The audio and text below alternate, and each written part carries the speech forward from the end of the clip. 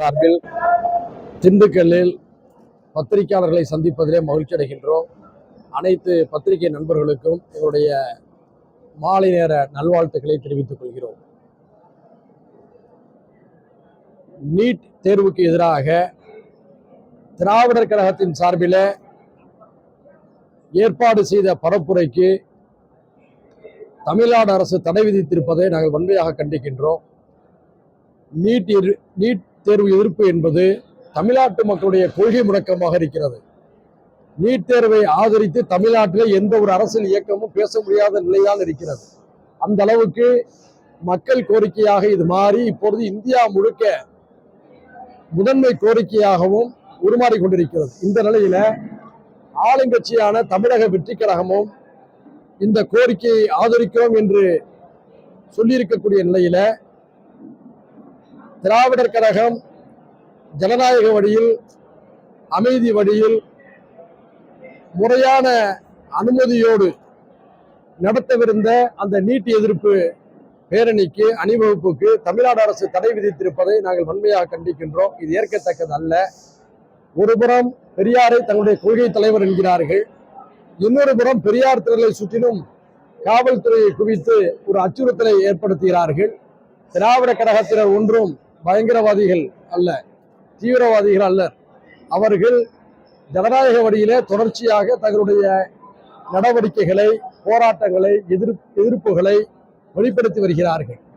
இந்த நிலையில தமிழ்நாட்டு மக்களுடைய உணர்வுபூர்வமான ஒரு விவகாரத்தை மையமாக வைத்து அவர்கள் சார்பில் நடத்தவிருந்த நீட் எதிர்ப்பு பேரணியை தடுத்திருப்பதன் மூலமாக ஆளுங்கட்சி தமிழக வெற்றி கழகமும் முதல்வரும் என்ன செய்தியை தமிழ்நாட்டுக்கு சொல்ல வருகிறார்கள் என்பதை கேட்க விரும்புகின்றோம். அதாவது எல்லோருக்கும் நல்லவர்கள் என்ற அரசியலை இவர்கள் கையில் எடுக்கிறார்களா? ஒரு பக்கம் நீட்டை எதிர்க்கிறோம் என்று சொல்கிறார்கள், இன்னொரு பக்கம் நீட்டுக்கு எதிரான போராட்டங்களை, பேரணிகளை அனுமதி மறுத்து தடுக்கிறார் என்று சொன்னால் யாரை திருப்திப்படுத்த இத்தகைய வேலைகளை செய்கிறார் என்பதை நாங்கள் கேட்க வருகின்றோம்.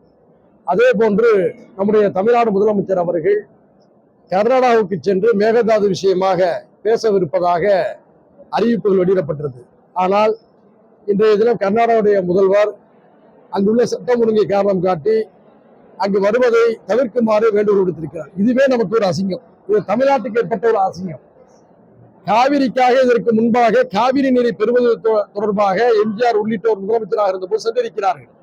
இது மேகதாது அணை தொடர்பான பிரச்சனை. உச்ச நீதிமன்றம் தீர்ப்பளித்து அரசாங்கத்துடைய மத்திய அரசுடைய ஒன்றிய அரசுடைய அரசிதழிலும் வெளியிட்ட பிறகு அந்த விவகாரத்திற்காக அவர் பேச்சுவார்த்தைக்கு கர்நாடகா செல்கிறோம் என்று சொன்னதே தவறு. இந்த நிலையில் அவருடைய வருகையை கர்நாடக அரசு ரத்து செய்திருப்பது முதல்வருடைய முகத்தில கரியை பூசுவது போல் தெரிகிறது. இதை முதல்வருக்கு ஏற்பட்ட இடுக்காக கருதவில்லை, தமிழ்நாட்டுக்கு ஏற்பட்ட இடுக்காக கருதுகிறோம். இதற்கு காரணம் தாவக அரசும் முதல்வரும் என்பதுதான் வேதனையான உண்மை. இனிவரும் காலங்களில இந்த விஷயமாக தமிழ்நாட்டில் இருக்கக்கூடிய அனைத்து விவசாய சங்கங்களையும் அனைத்து அரசியல் கட்சிகளுடைய விவசாய பிரிவுகளையும் அழைத்து தமிழ்நாடு அரசு அவருடைய கருத்துக்களை கேட்க வேண்டும் என நாங்கள் கேட்டுக்கொள்கிறோம். அதே போன்று அந்த டிஎஸ்பி திண்டுக்கல் மாவட்டம் அதனுடைய காவல்துறை எஸ்பி அவர்கள் ஜெயச்சந்திரன் ஒரு நல்ல அதிகாரி. ஏற்கனவே என்னுடைய சிதம்பரம் தொகுதிக்கு உட்பட்ட கடலூர் மாவட்டத்தில் எஸ்பியாக இருந்தார். நல்ல அதிகாரி, நேர்மையான அதிகாரி. அவர் தலைமையில இந்த மாவட்டத்திலே சட்டம் ஒழுங்கு சிறப்பாக இருக்கும் என்ற நம்பிக்கை இருக்கிறது. வாழ்த்துக்களை தெரிவித்துக் கொள்கிறோம். அதே நேரத்தில் இங்கு சிதம்பரம் நகரத்தில் டிஎஸ்பியாக இருக்கக்கூடிய திரு கார்த்திக் அவர்கள், திண்டுக்கல்லில் டிஎஸ்பியாக இருக்கிற திரு கார்த்திக் அவர்கள் சிறுபான்மை சமுதாய மக்களுக்கு அச்சுறுத்தலை ஏற்படுத்தக்கூடிய வகையில் செயல்படுகிறார் என்ற புகார்கள் தொடர்ந்து வந்த வண்ணம் இருக்கிறது. குறிப்பாக எங்கள் கட்சியிலே சாகுல் என்பவர் சேர்கிறார். அவர் மீது பல வழக்குகள் இருக்கிறது. அவர் சட்டப்பூர்வமான வழக்குகளை அணுகி வருகிறார்.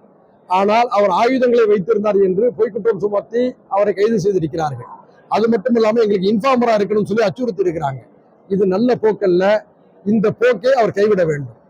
ஒருவர் தவறான செயல்களில் ஈடுபட்டார் என்று சொன்னால் அவரை திருத்தி வாழ்வதற்கான வாய்ப்புகளை சட்டம் தருகிறது, சட்டம் அனுமதிக்கிறது. இவர் இது மேல ஒரு குற்றத்தில் இது நிரூபிக்கப்படவில்லை, வழக்குகள் இருக்கிறது, சட்டப்பூர்வமாக அணுகி கொண்டிருக்கிறார்.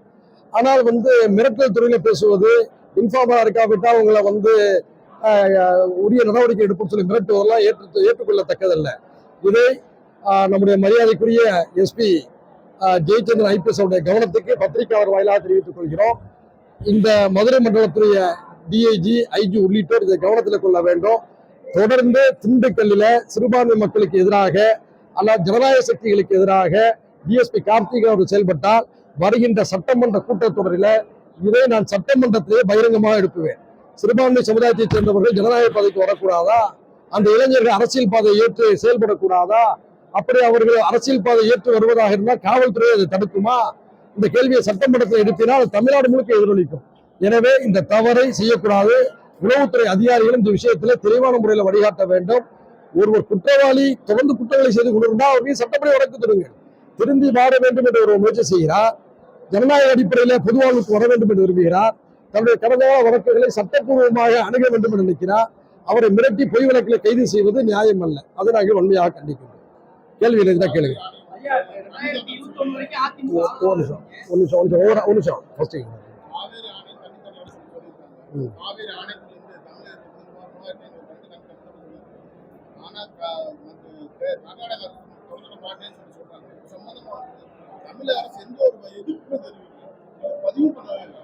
அதாவது ஏற்கனவே இந்த முதலமைச்சர் பேசாத முதலமைச்சர் ஆரிக்கிறார், மேடையில் மட்டுமே பேசக்கூடிய முதலமைச்சர் ஆரிக்கிறார் விமர்சனம் வந்துகிட்டு இருக்கு.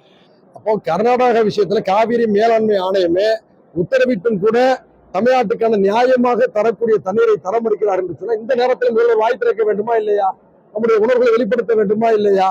எனவே உச்சநீதிமன்றத்துடைய தீர்ப்பை அவமதிக்கும் வகையில் தான் கர்நாடகத்திய அரசும் கர்நாடக முதல்வரும் செயல்படுகிறார்கள். எனவே உச்சநீதிமன்ற அவமதிப்பு வழக்கை உடனடியாக தமிழ்நாடு அரசு தொடர வேண்டும் என்று நாங்கள் வலியுறுத்தி கேட்டுக்கொள்கிறோம்.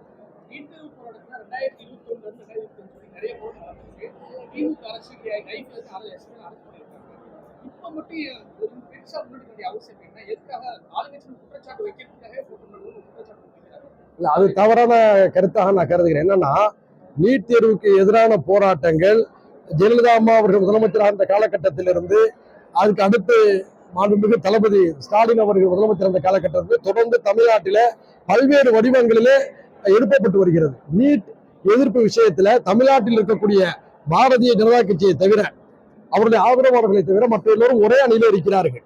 பல்வேறு இயக்கங்களாக இருக்கலாம், பல்வேறு கட்சிகளாக இருக்கலாம், பல்வேறு கூட்டணிகளாக இருக்கலாம். ஆனால் நீட்டை அடியோடு ரத்து செய்ய வேண்டும். தமிழ்நாட்டுக்கு மட்டுமே விதிவிலக்கல்ல, இந்தியா முழுக்கவே ரத்து செய்ய வேண்டும் என்ற குரலை தமிழ்நாட்டில் இருக்கக்கூடிய எல்லா ஜனநாயக சக்திகளும் இருக்கிறார்கள். இப்போ நீட்டு விஷயமான நீட்டு தேர்வுக்கு எதிரான விஷயங்கள் நாடு முழுக்க வெடித்திருக்கக்கூடிய நிலையில அதனுடைய கோப அலைகள் மற்ற மாநிலங்களில தமிழ்நாட்டில் அதிகமாக இருக்கிறது. இந்த நேரத்துல தமிழ்நாடு அரசு இந்த விஷயத்துல மீண்டும் நீட்டுக்கு எதிரான ஒரு தீர்மானத்தை சட்டமன்றத்துல எடுப்ப வேண்டும் என்பதுதான் எல்லோருடைய விருப்பம். தாவேக அரசுடைய நிலைப்பாடு அதுதான் சொல்லியிருக்கிறாங்க. அப்படி அந்த அரசு நிலைப்பாடு அதுதான் சொல்லியிருக்கும் பொழுது அவருடைய கருத்தையும் சேர்த்து வலியுறுத்தக்கூடிய போராட்டங்களை கொடுப்பது என்ன நியாயம்? இதைத்தான் நம்ம கேட்கிறோம்.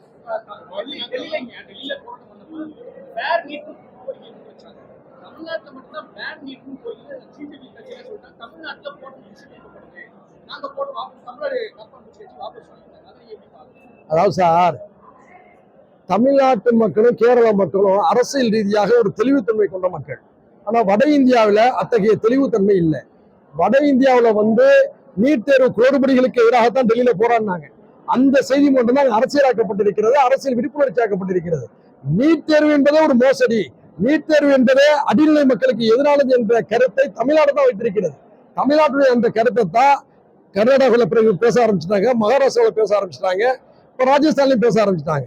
இந்த கருத்து நீட் தேர்வு என்பதே ஆபத்தானது, இது அடிநிலை மக்களுக்கு எதிரானது, ஜனநாயக விரோதமானது என்பதை தமிழ்நாட்டிலோ கேரளாவில் இருக்கக்கூடிய விழிப்புணர்வு அளவுக்கு வடநாட்டில் இல்லாம போயிடுச்சு. அதனாலதான் அவங்க இன்னும் புரிதல் இல்லாம இருக்கிறாங்க. ஆனா முதல் கட்டமா நீட் குளறுபடிகளுக்கு எதிராக இவ்வளவு பேர் டெல்லியில திரண்டதே ஒரு பாராட்டத்தக்க ஒரு விஷயம். ஆனாலும் அந்த மக்களுக்கு இதை தெளிவுபடுத்த வேண்டிய கடமை நமக்கு இருக்கிறது. தொடர்ந்து பேசணும், தொடர்ந்து வாதிக்கணும்.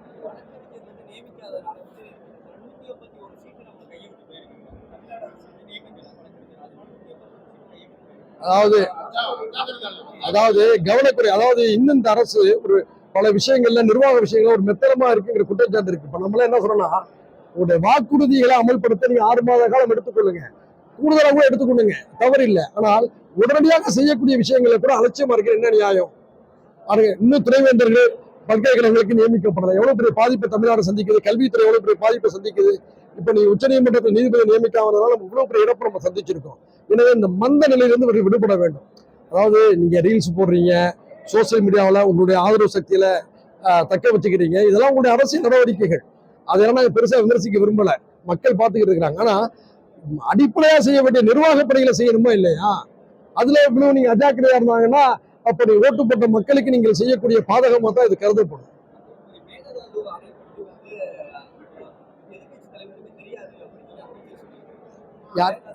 அதாவது அவர் துணை முதல்வராக இருந்தவர் திராவிட முன்னேற்ற கழகத்துக்கும் அண்ணா திராவிட முன்னேற்ற கழகத்துக்கு தான் காவிரியுடைய பிரச்சனைகளை பற்றி முழு விவரங்கள் தெரியும். ஏன்னா ரெண்டு பேரும் மாறி மாறி தமிழ்நாட்டை ஆட்சி செஞ்சிருக்காங்க. புள்ளி விவரங்களும் தெரியும்.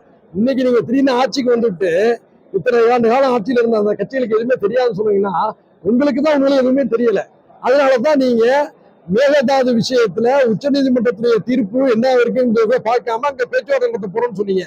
நீங்க போறோம்னு சொன்னீங்க, அவங்க வர வேணான்ட்டாங்க. அப்ப உங்களுடைய தவறு பெரிய உங்கள்ட்ட இருக்கு. உங்களுக்கு தான் எதுவுமே தெரியும்னு அர்த்தம். என்ன லேபிள்?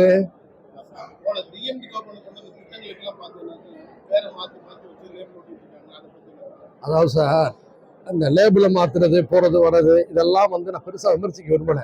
அந்த திட்டத்தை ஒழிக்காம இருக்காங்களே அதுவே பாராட்டத்தக்கு நான் சொல்ல வரேன். என்னது கொஞ்சம் இருக்குமானோ?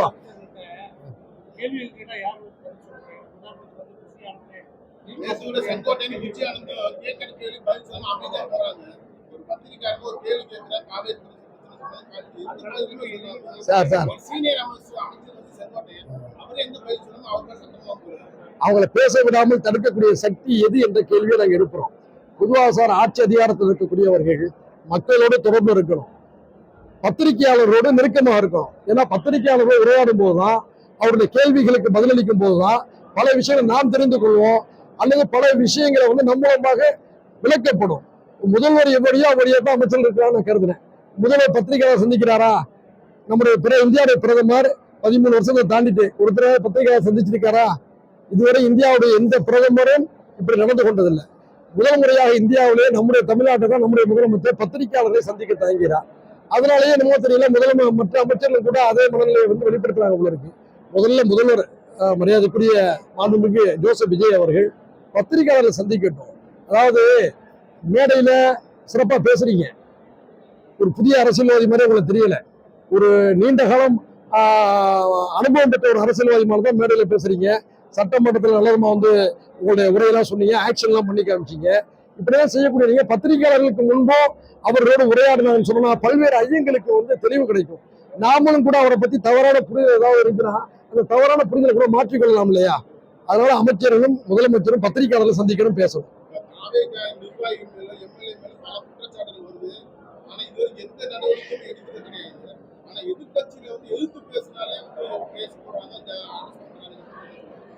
அதாவது நேரு அவர்கள் பிரதமராக இருந்த போது ஒரு முறை தேர்தல் பிரச்சாரத்துக்கு மத்திய பிரதேசத்துக்கு போறார்.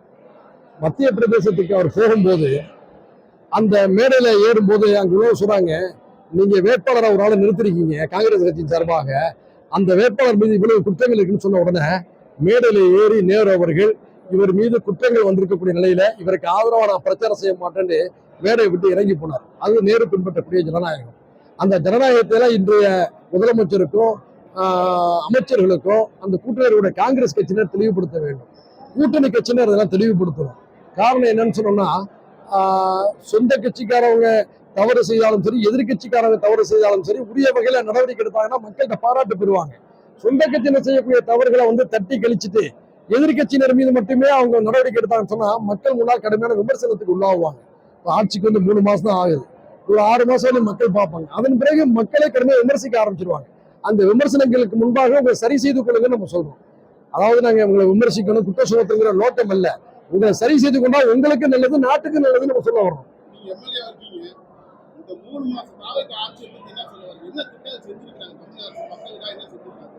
அதாவது சார், ஆரம்ப நிலையில நிக்கிறாங்க. இவர்களுக்கு வந்து மதிப்பெண் போடுங்கன்னு பல பிரஸ் மீட்ல என்கிட்ட கேட்கிறாங்க. மதிப்பெண் போடக்கூடிய அளவுக்கு இன்னும் காலம் கனியலன்னு நம்ம சொல்றோம். தொடக்க நிலையில இருக்கிறாங்க, ஆனால் மந்த நிலையில இருக்கிறாங்க. சரியா? 6 மாத கால அவகாசம் என்பது வாக்குறுதிகளுக்கு தான், கொள்கை கோட்பாடுகளுக்கு இல்ல, உடனடி செயல் திட்டங்களுக்கு இல்ல. ஆனால் இந்த மந்த நிலையிலிருந்து விடுபட வேண்டும். கோரிக்கைகள், அதாவது திண்டுக்கல்ல வந்து அதிமுக ஆட்சியில தொடங்கப்பட்ட ஹைதர் அலி திப்பு சுல்தான் மண்டபம் பயனற்று இருக்கு. எனவே தமிழ்நாடு அரசு புதிதாக பொறுப்பேற்றிருக்கக்கூடிய டிவிகே அரசு திப்பு சுல்தான் ஹைதர் அலி அந்த மணிமண்டபத்தை நூலகங்களை அமைத்து நூலகங்களுடன் மக்கள் புழங்கக்கூடிய பகுதியாக அதை மாற்றணும். அரசாங்க நிகழ்ச்சி மட்டுமல்ல, தனியார் அமைப்புகளைச் சேர்ந்தவர்கள் அரசியல் சார்பற்ற எந்த நிகழ்ச்சியை நடத்தினாலும் அதை நடத்தி கொள்ள அனுமதிக்க வேண்டும். குறிப்பாக ஒரு நூலகத்தை அங்கே நிறுவி மக்கள் பயன்பாடு உள்ள இடமாக அதை மாற்ற வேண்டும் என்று கேட்டுக்கொள்கிறோம். அடுத்ததாக திராவிட முன்னேற்ற கழக அரசால் ஏற்கனவே அறிவிக்கப்பட்ட இடத்தில் திண்டுக்கல்லுடைய புதிய பேருந்து நிலையத்தை அமைக்க வேண்டும் என்றும் இந்த நேரத்தில் கேட்டுக்கொள்கிறோம். நன்றி.